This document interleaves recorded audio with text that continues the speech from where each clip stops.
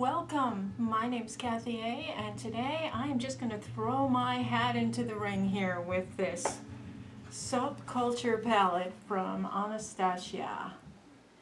Yes, I don't think I've ever seen a palette get so much publicity since that whole Jaclyn Hill Becca thing. Remember that blush thing? And they said the palette was different formula and all this other problems.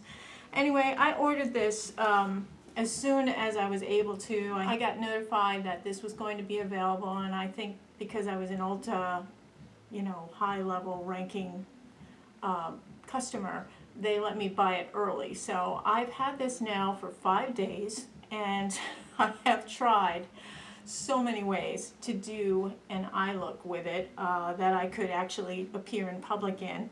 And, well, anyway. First of all, I want to tell you that I'm a huge fan of Anastasia Beverly Hills. I love their brow products. I like some of their lip products, and this was the Modern Renaissance palette, which I think is a beautiful, very diverse palette for warm look, and get some of those pinks in there for accents, really nice. Good quality.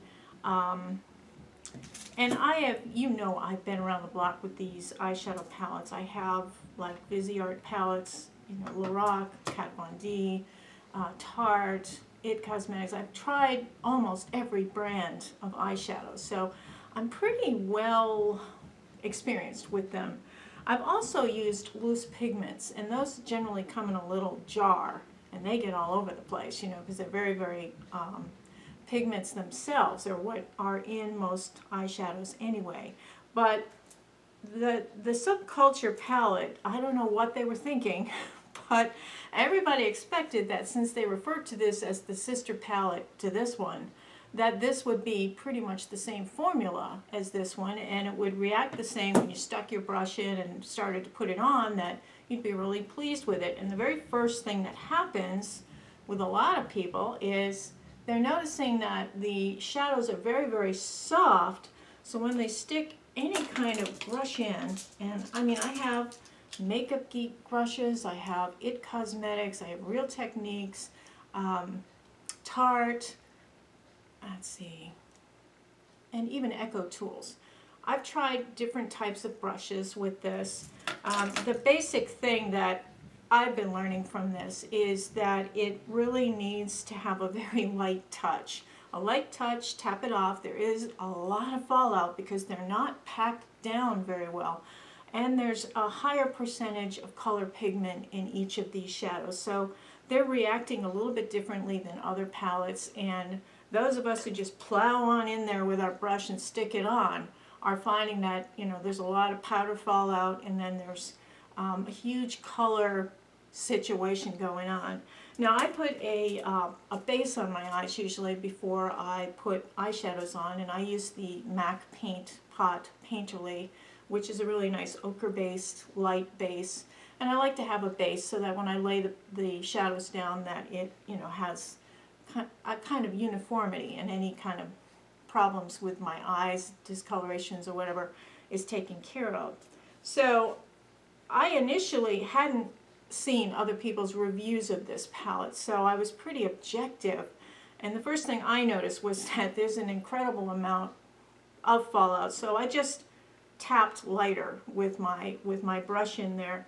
And there are some colors in here that are awfully pretty. I mean, they're very unique. I'm going to show you my hand swatch that I did on my bat wing arm so you can see all of them swatched. The only one I didn't swatch was, I believe, this one, which is Untamed, which is a very, very kind of a blue forest green. You can see those are really, really pigmented.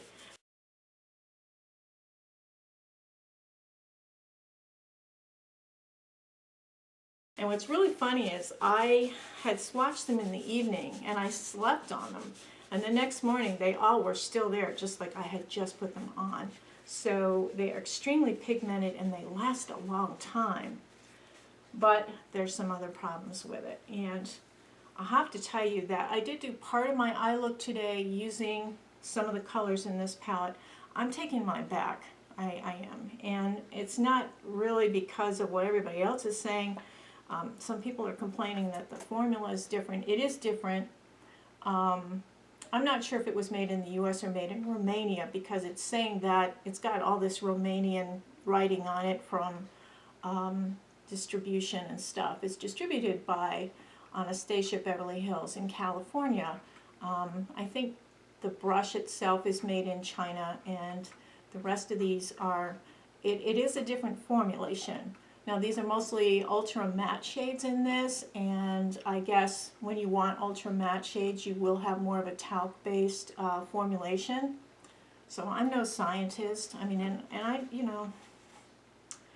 So the reason my palette looks so ratty, and it really looks ratty, is because I actually tried to repair this. I tried to press them down myself, and I wound up having all kinds of problems. I sprayed them with alcohol and tried to reconfigure, and especially in this first shade, Cube, I had an awful time.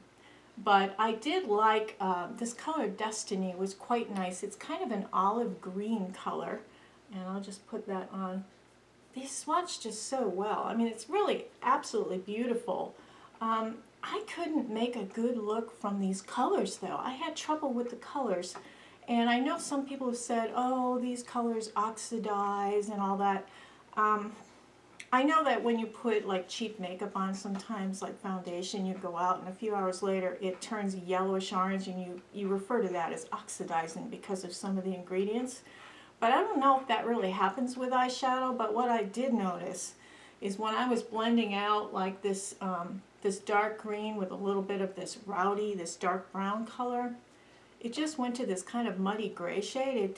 It didn't retain the green and the brown. It went all muddy. And that seems to be a huge problem for people, is when they try to blend the colors together, they get mud. They get kind of a dark blob of color.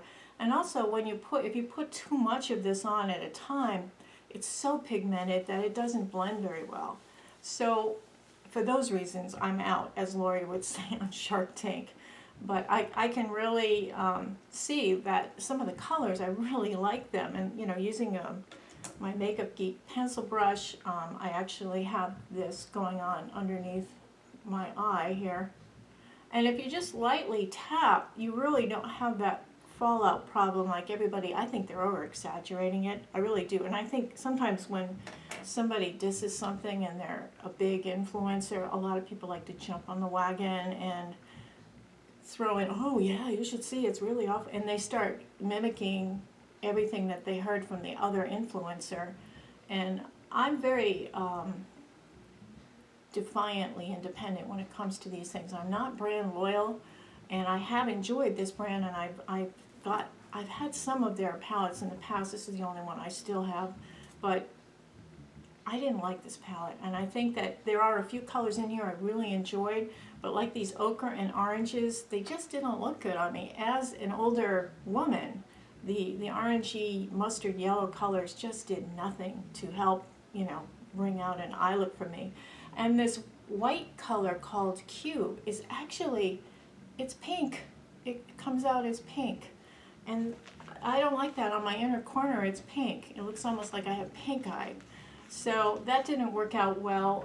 I did like this. I tried to use this on in the center of my lid, but it's not very, I don't know. I think I was disappointed in some of the pigmentation on the lighter shades. The electric color, which is a duochrome, it's a duochrome yellow gold color, and then the Cube. These two, very, very light pigmentation. They weren't very strong at all. And the Fudge, which I've had in other palettes. I don't think it's in this one, but there was another palette they had that was that had fudge in it. And that, it's different. It's a little bit different than that one. It seems almost a little bit warmer, and it, I didn't think it was problem blending, but it did look muddy when I mixed it with the Rowdy. And Axis was another color that's very, very pigmented and dark, and it just seemed to go gray. after a while. And I don't think it was because it oxidized or anything. It's just because it's so strongly pigmented. It just blobbed in with the other colors. So my final thoughts on this, I mean, high quality eyeshadows like my Viseart, when you dip into it, you get a beautiful pigment, and when you want to blend it, it blends out and shears out on the edges. I did not find that was easily achieved with this palette. And I don't want to struggle with the palette. I don't want to have to treat it differently than everything else. I don't want to have to work a little harder to make it work. And with so many people disagreeing, you know, with the Anastasia company who said we just don't know how to apply eyeshadow, I don't think that that's the case. But I do think that some people are over-exaggerating. I think the fallout, because they're so loosely packed and they're not packed tight enough, people are just getting a lot of fallout. That whole business where the one girl was, you know, swirling her brush over and over again, that was ridiculous. I mean, you could do that with anything and probably come up with the same result, but they are very loosely packed and they are very strongly pigmented. So if you do like these kind of colors, you'll enjoy this palette, but there's a little bit of a trick to blending them together, and you have to keep them more in the area where you're going to keep them. And blending them, you have to just be careful not to have too much pigment on your brush to blend them. So, Subculture, pretty much a fail for me, and that's too bad. So before I announce the 6 winners of the BB cream, and I actually threw in a Revlon bubble pack of lipstick samplers, and there's also, I think, a wine wipe in there. And I decided to make six of you win rather than just 4, because so many of you commented. I'm going to show all 24 pages of the comments I got, and then I'm going to show you the 6 winners. But first I want to tell you good news and bad news. Bad news first. Last night my husband reheated some frozen lobster, and it dripped all over the bottom of my oven. And so I said, oh, I'm not going to touch that. I'll just put the oven, self-cleaning oven thing on. So I turned that on, and it goes for 3 hours, about 800 degrees. It's very, very hot. Any of you who have a self-cleaning oven know what I'm talking about. Well, I forgot. At the bottom of my oven, I had an oven liner made out of silicone or something, Teflon, I don't know. This is all that remains of it. And unfortunately, when this dissolved, it fused into the oven bottom, and we can't use the oven anymore. So I have to go today and buy a new oven, a new range. So that's my bad, but let this be a warning. This is, you know, this is all that's left of the oven liner. So oven liners, even though they sound like they're a great idea, if you forget and you turn your self-cleaner on, this is what happens. And it's all white residue, and it's all fused, and you cannot get it off no matter what. I tried Scrub Daddy, and I tried Bon Ami, I tried everything. Bartender's Friend, everything. I cannot get it out. It's completely ruined. And I'm scared to turn the oven on because this stuff is fused at the bottom. I don't want to cause any toxic stuff in the oven, so I can't bake or anything. So we have to get a new oven. And one of the reasons we have to get a new oven is because the inspection is coming up very soon. We have sold our house. We got a signed contract and a deposit on our house, yay. But now that means we have to go look for some place to live. And that's, yeah. So anyway, it's been very, very busy. So, okay, so without further ado, here are the 24 pages of comments and then the 6 winners. And if you are one of the 6 winners, please contact me through my email address and send me your address that I can mail it to. And congratulations to the 6 winners. And to all of you, thank you so much for your comments and for watching. I really appreciate that you're out there.